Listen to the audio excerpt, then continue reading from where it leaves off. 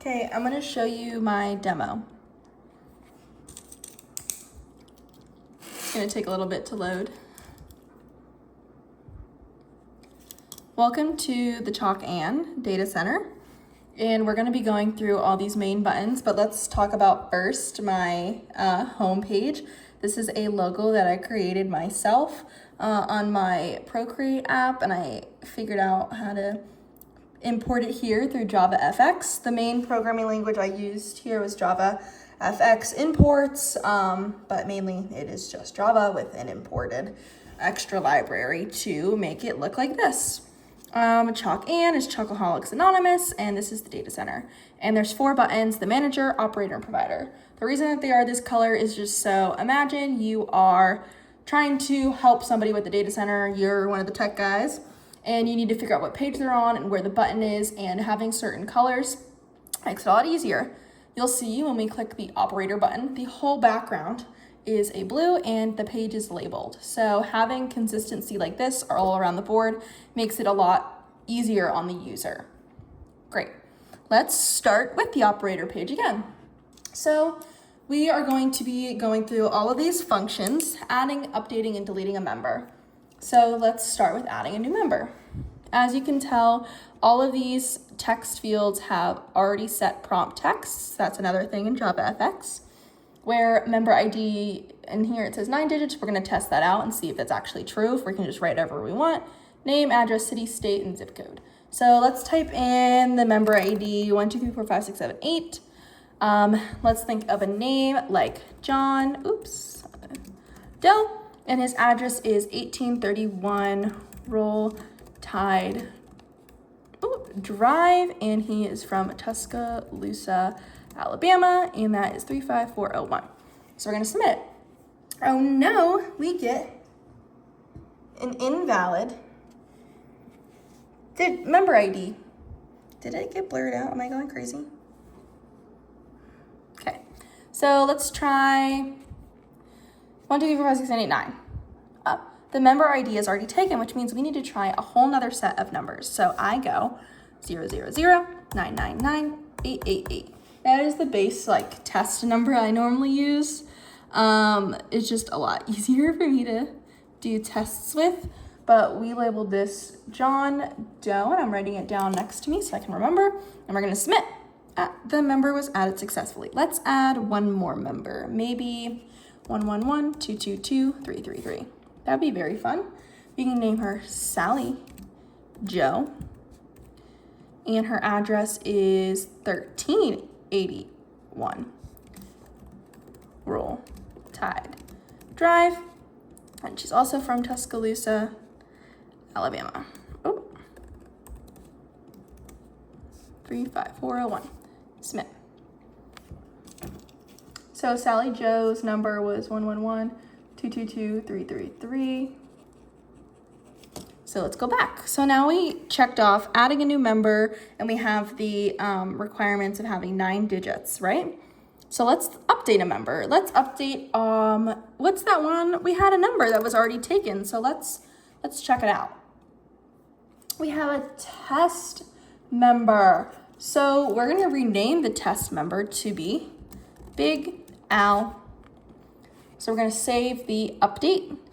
Let's test another, let's just look up the ones we just added real quick to make sure we're checking for persistency. And yep, here's John Doe, and maybe it was Roll Tide Boulevard instead. So we're gonna save this update. Let's check for another 111 222 333. Search, we found Sally Joe again. It was Roll Tide Boulevard, and so we messed up, and we're gonna save the update. Now let's check all of those members again. We changed the test member to Big Al, that's correct. We changed it to Roll Tide Boulevard. And we changed it to Roll Tide Boulevard, which is perfect, which means we also checked off adding member and update member. Now let's delete a member. I hate to say it. We're gonna delete Sally Joe.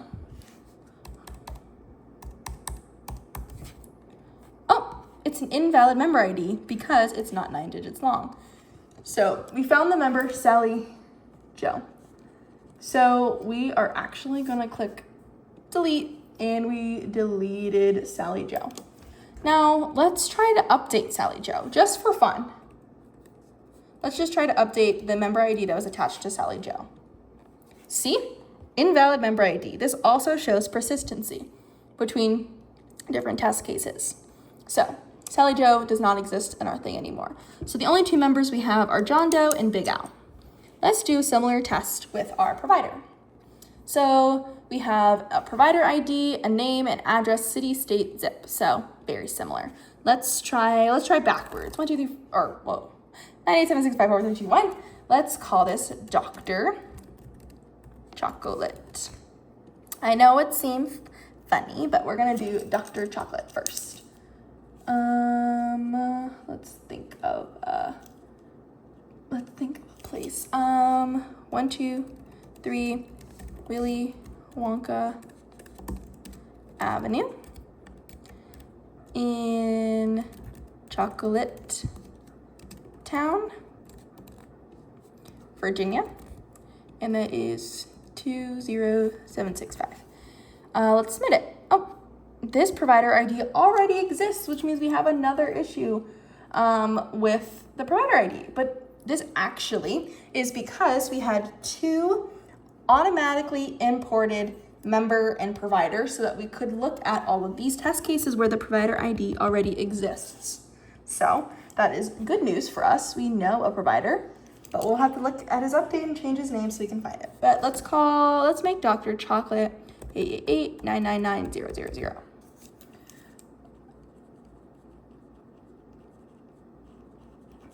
And we're gonna submit. There we go. And let's add one more. Let's do 333-222-111, and we'll call her Dr. Howitt. I don't know, I'm making up names. On 456 How Do Avenue. How You Do Avenue. I like that. In New York City. New York. Well, I guess they don't call it. It's just New York. And that is 22234, probably. I don't know. But this number will be Dr. Howitt. Submit. So we looked at all that. Let's do the update provider again. Remember, we found that one that was already there. This is test provider. Let's call this Bryant Denny. So this is now Dr. or provider Bryant Denny. So we're gonna save the update, and let's just double check on our other ones that we made. Just searching, we have Dr. Chocolate, we have Willy Wonka Avenue, we're gonna keep that. And we have, it was 333-222-111, search, all there. So all the update stuff works. And if you want to check the update we just did on Bryant Denny or the test provider, it's saved, which is great. So now we're going to delete Dr. Howitt. So sorry, but we're going to show you how it works. Found Dr. Howitt, we're going to delete. So now Dr. Howitt is now off the table. And so we're going to try to update Dr. Howitt's number again, which was 333-222-111, search, invalid. Okay, so we showed everything on the operator page. Now it's time for us to go back and let's look at the provider page. The provider page only has two options, which is A-okay. And the first option is super easy, super duper easy. It's called request directory, and it's just a list. On my computer, this is a TXT file with actually more stuff attached to it, like the price of each of these, but I was able to parse it and only show this, the session ID number and the session title. So let's think of some session IDs that we want to keep. I think the easiest is 1, 2, 3, 4, 5, 6, and that is a checkup. And 1, 2, 3, 1, 2, 3 is exposure therapy. And 00998 is group therapy. And 112233 is a boot camp. Whoa. And yeah, maybe we'll add a session with a dietitian, but that number's not as easy to follow.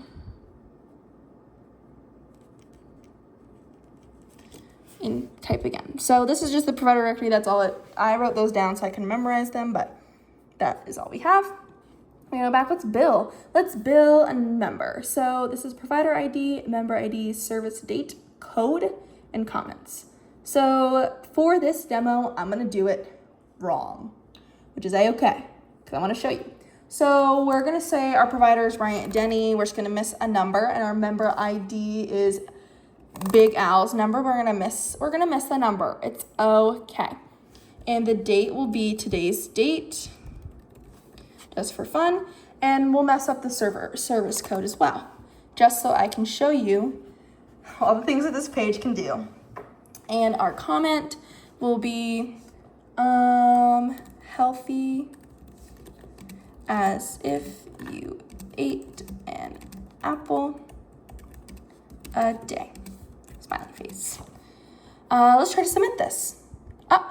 It's an invalid provider ID. So we're gonna add the one that's a valid provider ID. That is actually Bryant Denny's provider ID. That's perfect.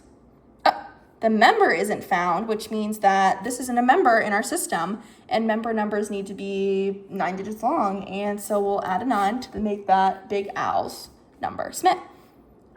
Invalid service code. So again, we know the service code needs to be 6 digits from what we saw and what we wrote down. So this service code now matches the checkup, and now we can submit the bill. And that was a fee of $20. So that bill was submitted successfully, which means that Bryant Denny billed Big Al for a checkup. So let's have Bryant Denny bill Big Al for something else. Let's try, we'll have Bryant Denny's number in here real quick, and Big Al's number in here real quick. And the service date is still today? No, we'll have it be tomorrow's date. And the service code will be a session with the dietitian, which is 598470. And the comment will be, eat healthy, please. I have a hard job already. Submit the bill. That fee was $50. So now he's getting charged $70, but that's okay. We'll bill him for something else. So we're gonna keep going. We'll have Bink 04 dash. We'll say this happened 2 days ago and we forgot to bill him for it because his insurance just came in and it was actually the group therapy. And we'll say good work and submit the bill. Wow, that was $60. So his price is going way up. He now owes like $130. Let's do one more instance. Let's have Dr. Chocolate now step in and bill Big Al for something with exposure therapy. Dr. Chocolate is very good with exposure therapy. It's in his name. So Dr. Chocolate's number is 888-999-000, and Big Al's number is very easy, just a usual. And we'll say this happens in 2 days, just for good luck. Oh, not in a year. And exposure therapy is super duper hard. And we'll say, good try. Submit. Okay, so Big Al has done all the stuff. We're good. He didn't do the boot camp. He's not there yet. But John Doe, however, can get billed. Let's have Bryant Denny come back in again. Right. And we're gonna try to get something good with Bryant Denny going. Oh no, with Bryant Denny's gonna get something good with John Doe going. So we'll say the date was today. So Bryant Denny's on a big day and he does the boot camp today. And we'll say, high knees. Submit the bill. Whoa, $110 boot camp. Crazy. But let's say in like 2 weeks on 04-28-2026. Oh, love how I messed that up.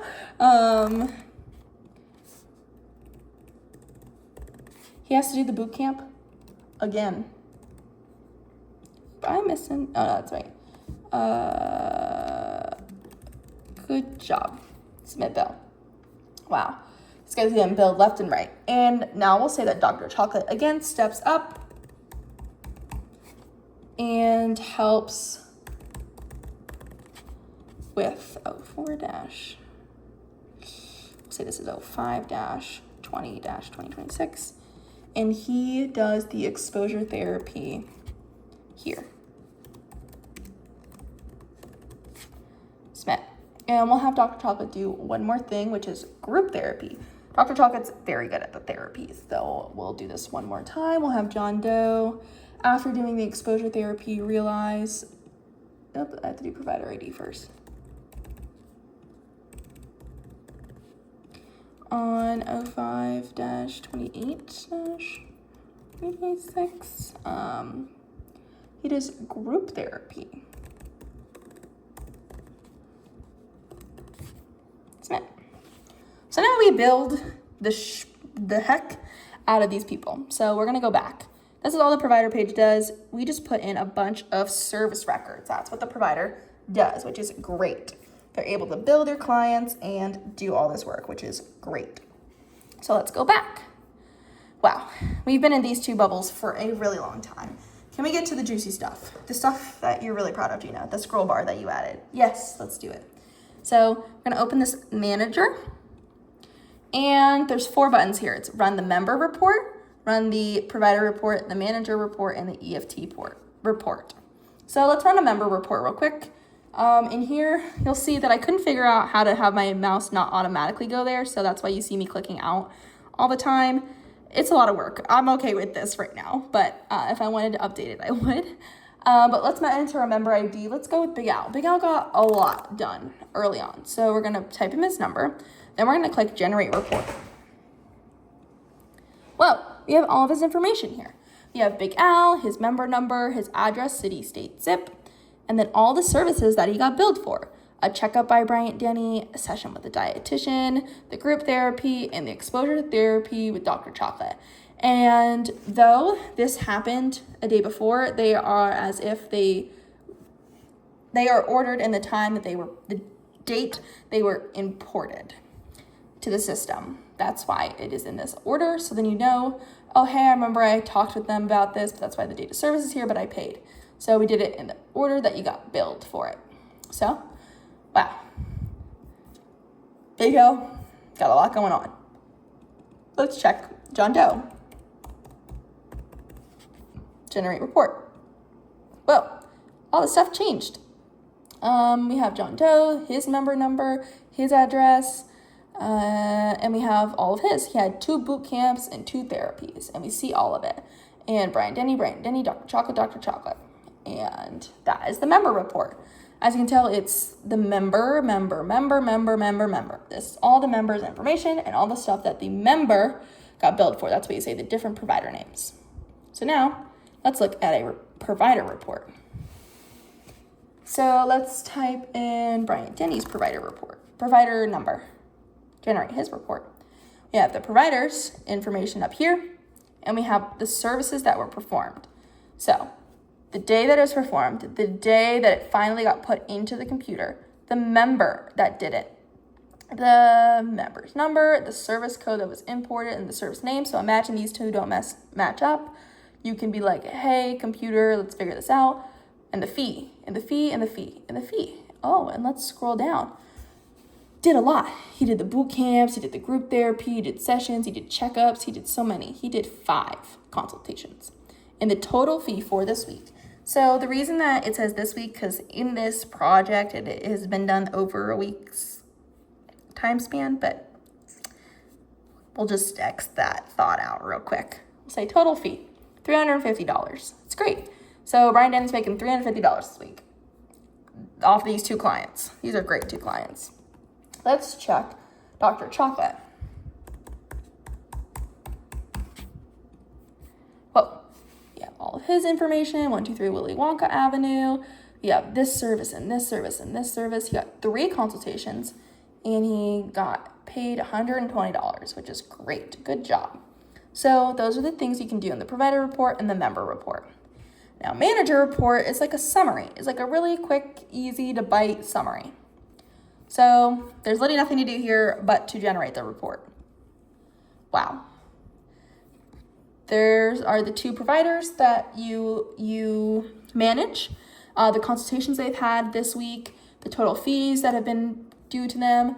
You see the total number of providers who have done stuff this week, the consultations that have been done this week, the total fee.